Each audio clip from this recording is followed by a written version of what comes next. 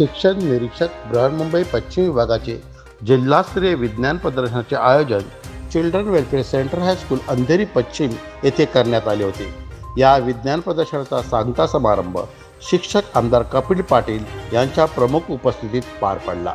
आजचे विद्यार्थी हे उद्याचे वैज्ञानिक आहेत आणि आपल्या देशाचे भवितव्य आहे, असे प्रतिपादन आमदार कपिल पाटील यांनी विज्ञान प्रदर्शनाच्या सांगता समारंभात केले। विज्ञान आणि तंत्रज्ञानाच्या विकासात विद्यार्थ्यांनी जागृत राहून आपल्या देशाचे आणि समाजाचे रक्षण केले पाहिजे, असे मत चिल्ड्रन वेलफेअर सेंटर स्कूलचे प्राचार्य अजय कोलसराने व्यक्त केले। मुंबई पश्चिम विभागाच्या 225 शाळांचा सहभाग असलेल्या समाजासाठी विज्ञान व तंत्रज्ञान science and technology for society या विषयावरील विज्ञान प्रदर्शनाचा लाभ 8 ते 10 हजार विद्यार्थ्यांनी घेतला, अशी माहिती शाळेचे उपक्रम प्रमुख प्रशांत काशीसरांनी दिली।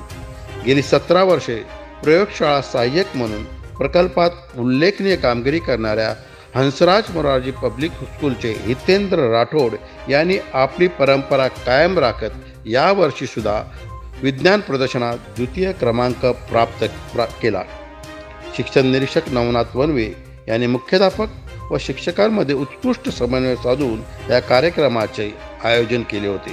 या कार्यक्रमाचे सूत्रसंचालन हंसराज मोरारजी पब्लिक स्कूलचे प्रिन्सिपल श्री गोविंदराजन श्रीनिवासन आणि मुख्याध्यापिका श्रीमती शार्लिन पॉल यांनी केले।